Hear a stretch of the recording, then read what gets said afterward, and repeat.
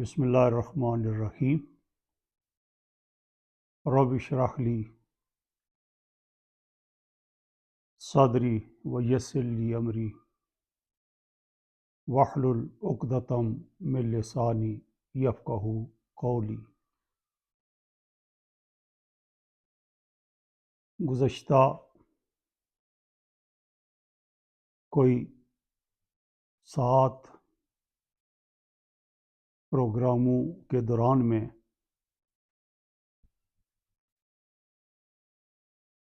یہ بتانے کی کوشش کی گئی کہ تقوی اپنے اندر اتنی ہی وسعت رکھتا ہے جتنی کہ خود انسانی زندگی۔ چنانچہ وہ خود ساختہ تصور کے ایک خاص وضاحت اور عبادات و اوراد و چند رسوم کا نام، رسوم کی ادائیگی کا نام تقوی ہے۔ یہ صحیح نہیں ہے۔ آج ایک بار پھر قرآن کریم کی انہی آیات کو، جن کو ان سبھی پروگراموں کے دوران میں تفصیلاً پڑھا گیا اور بیان کیا گیا، اختصار کے ساتھ خلاصہ کرتے ہوئے بیان کرتے ہیں۔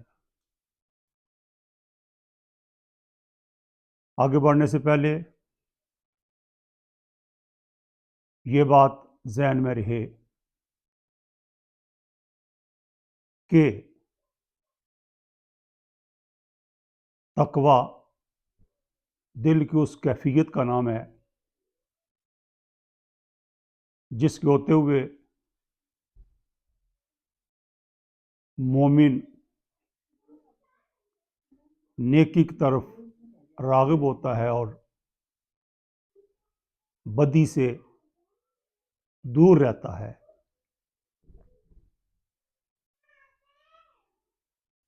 یہ تقوی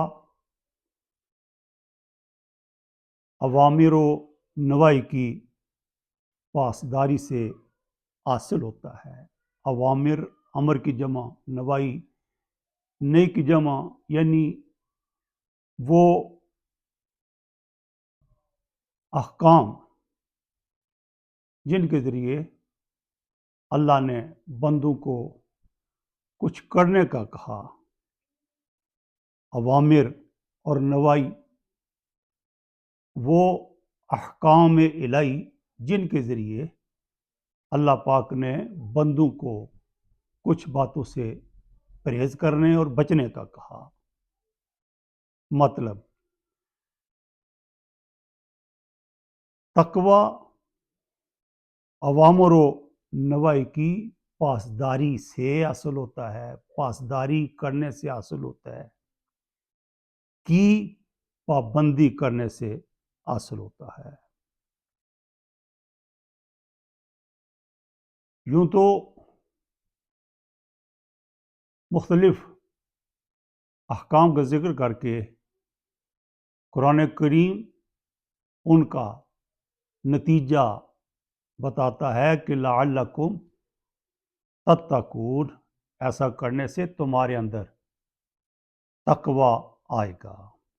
سورہ البقرہ کی آیت نمبر 21 میں فرمایا کہ یا ایھا الناس اعبدوا ربکم الذی خلقکم والذین من قبلکم لعلکم تتقون۔ لوگو، اپنے اس رب کو پیدا کرو، اس رب کی عبادت کرو جس نے تمہیں پیدا کیا اور تم سے پہلے لوگوں کو پیدا کیا لعلکم تتقون تاکہ تمہارے اندر تقوی پیدا ہو۔ یہ عمل تم کرو، یہ کام کرو، ان اوامر کی پاسداری کرو تو ان کے نتیجے میں تمہارے اندر تقوی آئے گا۔ یاد رہے مجازن تقوی ان اعمال کو بھی کہا جاتا ہے جن اعمال کے کرنے سے تقوی حاصل ہوتا ہے۔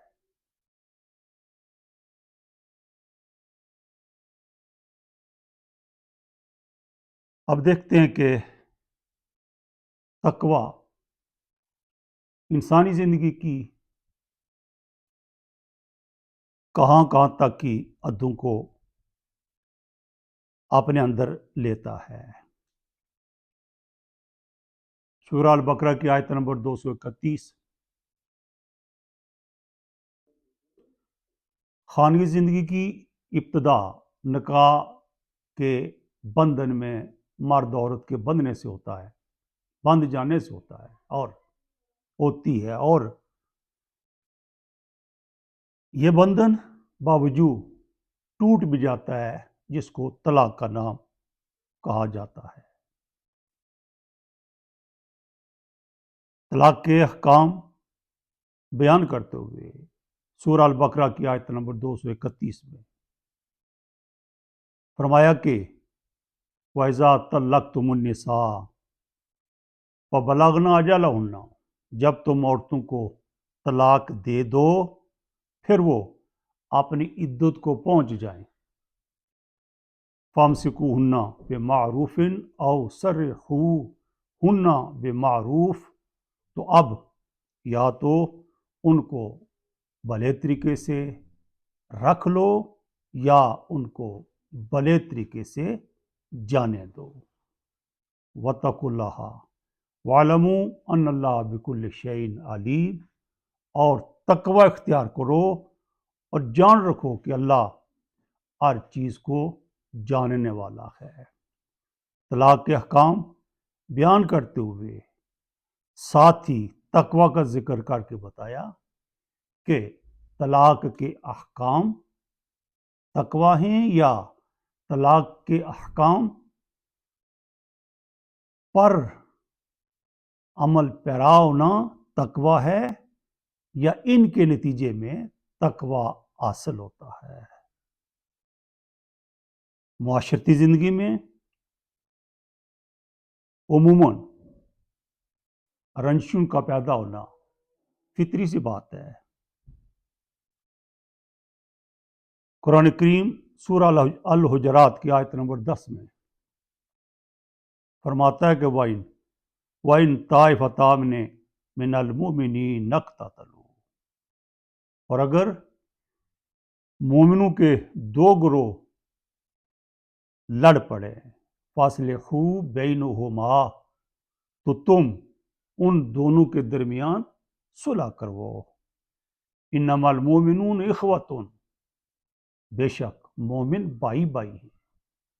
فَأَصْلِحُوا بَيْنَ أَخَوَيْكُمْ، تو تم اپنے بھائیوں کے درمیان صلح کرایا کرو۔ وَاتَّقُوا اللَّهَ لَعَلَّكُمْ تُرْحَمُونَ، اور تقوی اختیار کرو، تقوی رکھو تاکہ تم پر رحم کیا جائے۔ یہاں معاشرتی زندگی کے دوران میں انتشار کی صورت پیدا ہونے کے وقت ایک مومنانہ کردار کیا ہو سکتا ہے اس کی نشاندہی فرمائی، اور فرمایا کہ لڑائی جھگڑوں کے دوران میں تمہارا یہ کردار ہونا چاہیے وَاتَّقُوا اللَّهَ، اور یہ کردار تمہارا تقوی ہے، لعلکم ترحمون، اور یہ کردار ادا کرو گے تو تم متقی قرار پاؤ گے، اور یہ کردار جس کی نشاندہی ہم کر رہے ہیں تم ادا کرو گے تو تم پر رحم ہوگا۔ معاشی زندگی میں کاروبار و تجارت کو بنیادی اہمیت حاصل ہے، اور پھر کاروبار کرتے ہوئے منافع اہم چیز ہے جس کے لیے ساری کاروباری سرگرمیاں وجود میں آتی ہیں۔ اس منافع کے حوالے سے بتایا کہ کچھ منافع تو جائز ہے اور کچھ منافع جائز نہیں ہے تمہارے لیے، اس کو قرآن کریم نے ربا کہا، اور اردو میں اس کو سود کہا جاتا ہے۔ سورہ البقرہ کی آیت نمبر 278، فرمایا یا ایھا الذین آمنوا اتقوا اللہ، اے ایمان والو تقوی اختیار کرو، وذروا ما بقی من الربا، اور جو ربا سود رہ گیا اس کو چھوڑ دو، ان کنتم مومنین، اگر تم مومن ہو۔ ایمانداروں نے کی نشانی یہ بتائی کہ تم بقیہ سود کو چھوڑ دو گے، اور اسی کو تقوی کہا۔ کریم نبی صلی اللہ علیہ وآلہ وسلم نے فرمایا اتقوا اللہ حیث ما کنتا، ترمذی شریف کی روایت ہے، فرمایا جہاں بھی تم ہو تقوی اختیار کرو۔ گویا کسی شاعر کے بقول اڑو فضاؤں میں ہواؤں کی گود میں جھولو، خدا کے واسطے لیکن خدا کو مت بھولو۔ غرض خانگی زندگی ہو، معاشرت و معیشت ہو، یا ریاست و سیاست، وَمَن یُطِعِ اللَّهَ وَرَسُولَهُ وَیَخْشَ اللَّهَ وَیَتَّقِهِ فَأُولَٰئِکَ هُمُ الْفَائِزُونَ، جو کوئی اللہ اور اس کے رسول کی اطاعت کرے گا، اللہ کا خوف دل میں رکھے گا اور تقوی اختیار کرے گا، فرمایا یہی لوگ کامیاب ہیں یا کامیابی انہی کے قدم چومے گی۔ وسلام۔